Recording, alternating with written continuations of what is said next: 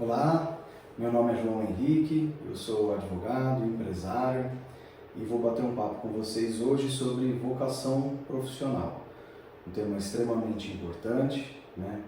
Tem alguns mitos que a gente tem que desmistificar e sempre partindo da ideia de que a gente, evidentemente, nasce com algumas peculiaridades, algumas características relativas à nossa personalidade que, se bem utilizadas, vão sempre contribuir para o nosso desenvolvimento profissional.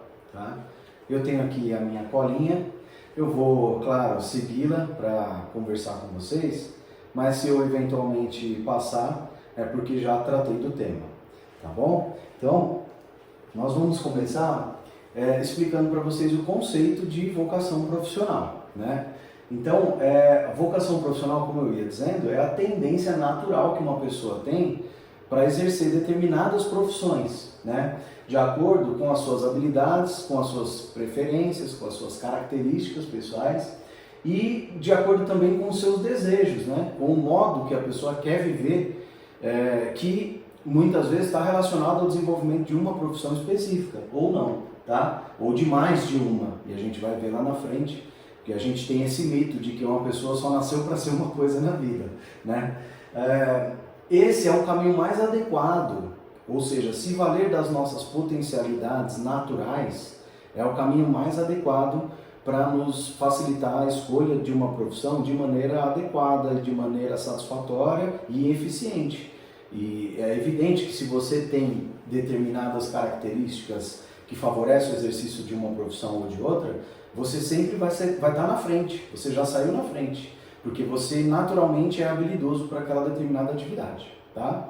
E é importante a gente colocar que o interesse por uma determinada área, o conhecimento, por um contexto social, perspectiva de futuro e mercado de trabalho, pode ser o ponto inicial para a gente fazer a escolha da nossa futura profissão, tá bom?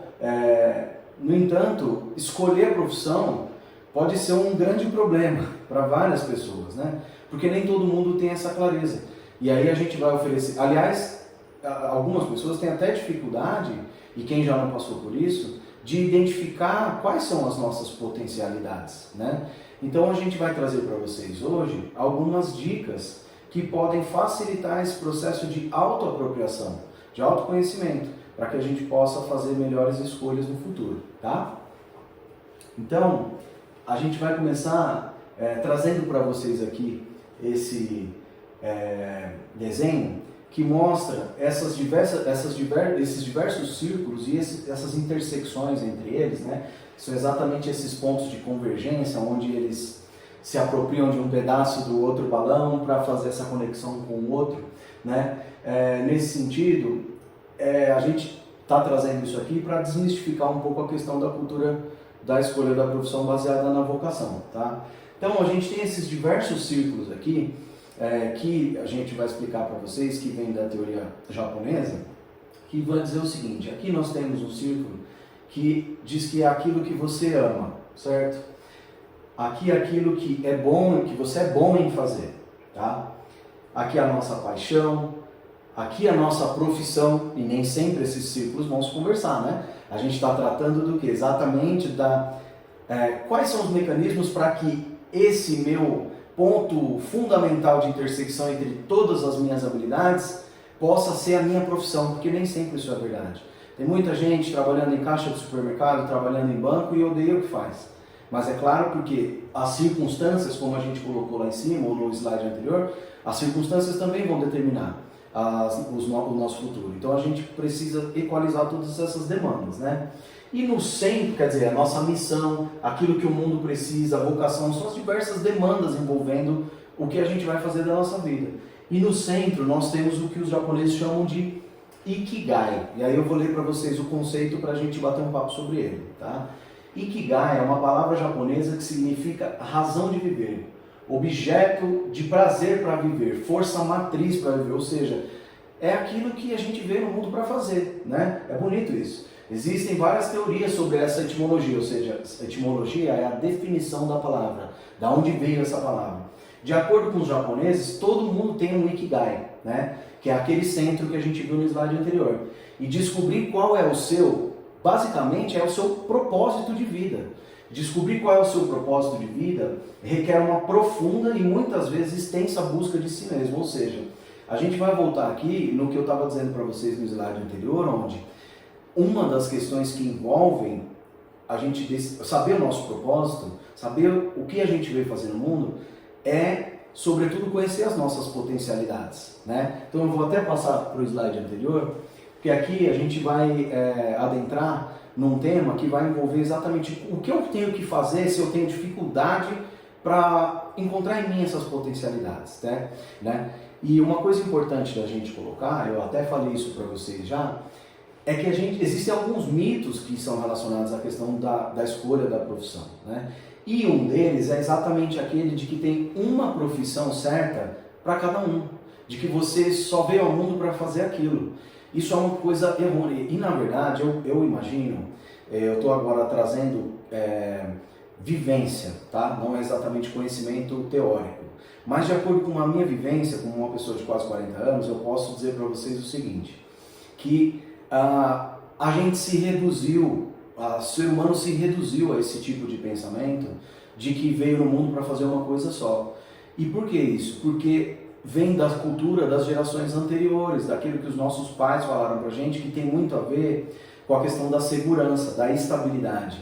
E por que isso? Porque os nossos pais, nossos avós, vêm de uma época onde a sociedade vivia economicamente num cenário muito menos estável.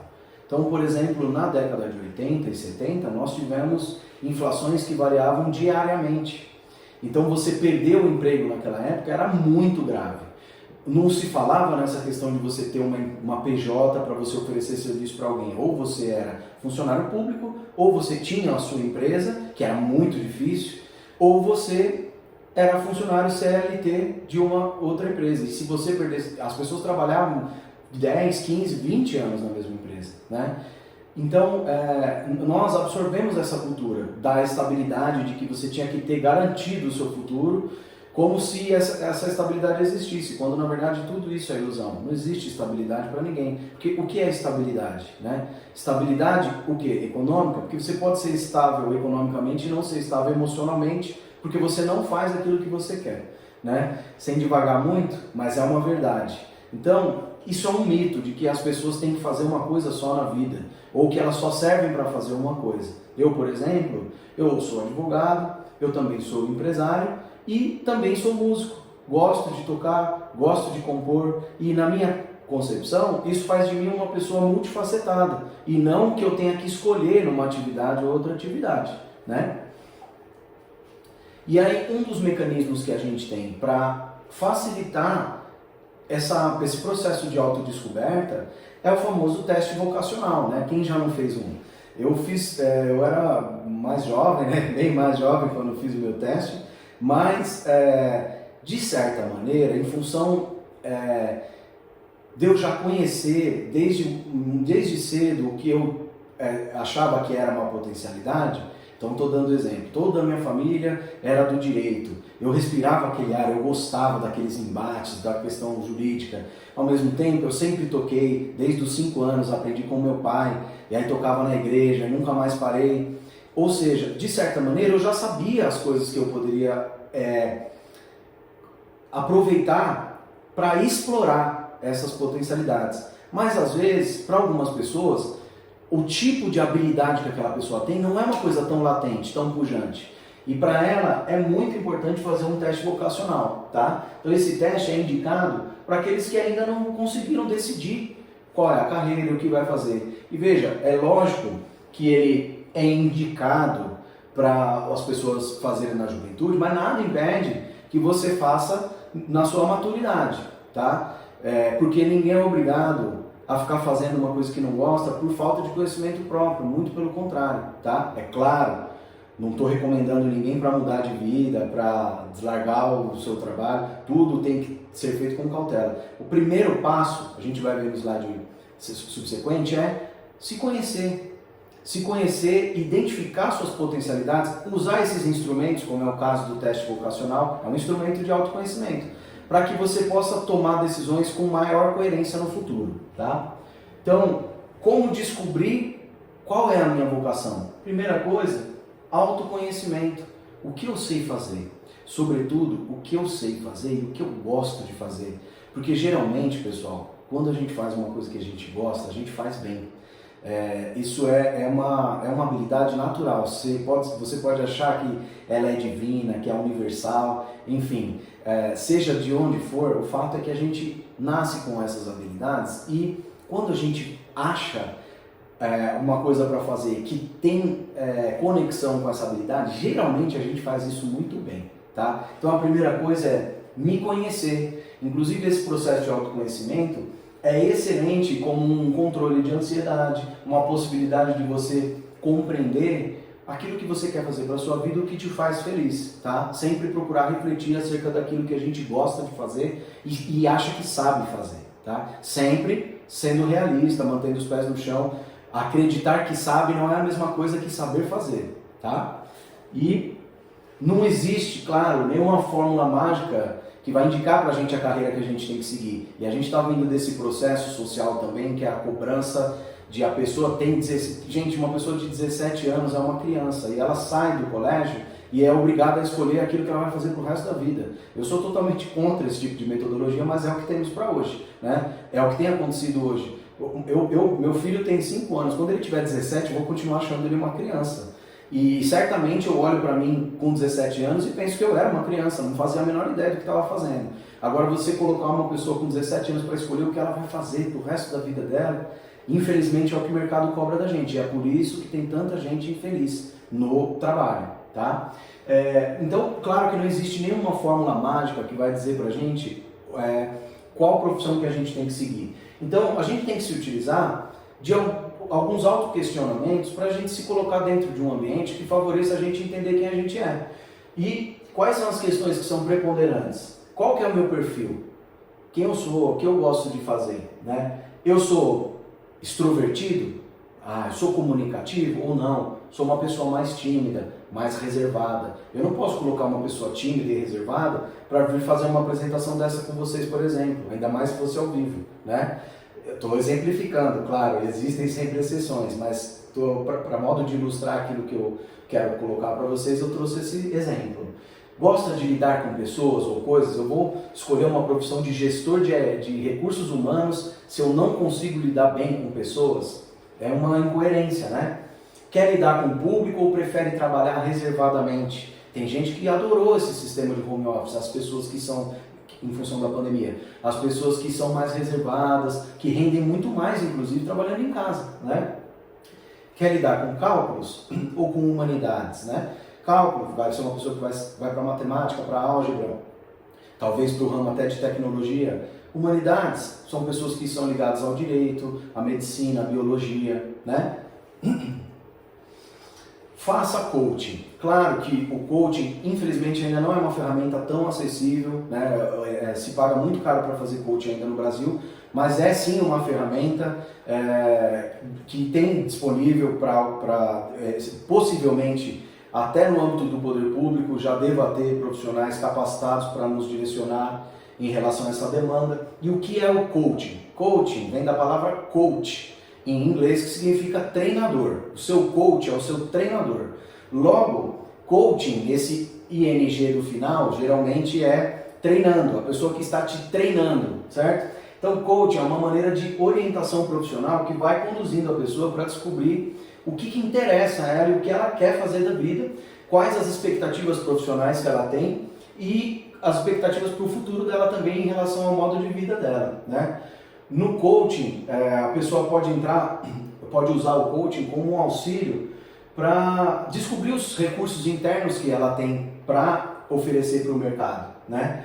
É óbvio que o coaching não tem resposta pronta para nada, mas ele é um fator que, trabalhado em conjunto com aquelas outras ferramentas, com o autoconhecimento, o exercício da reflexão, vão sempre te ajudar a saber melhor quem você é e te ajudar a alcançar o seu objetivo de maneira mais eficaz, sem perder muito tempo, tá? E hoje o tempo é fundamental, a gente sabe, né?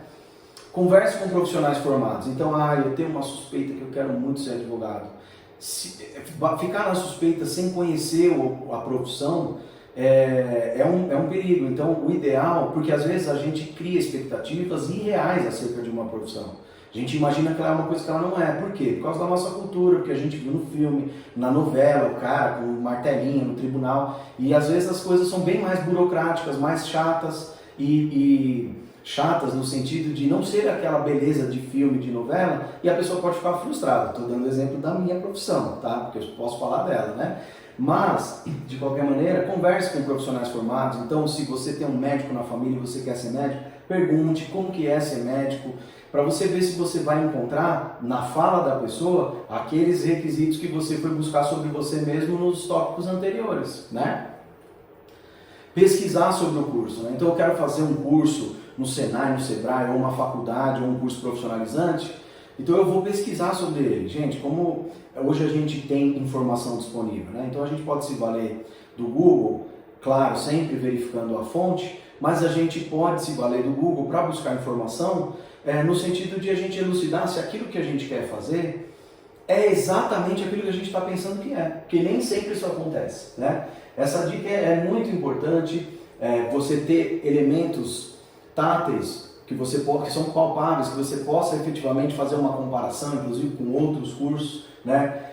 Existem faculdades que até te oferecem, por exemplo, fazer um estágio supervisionado, né?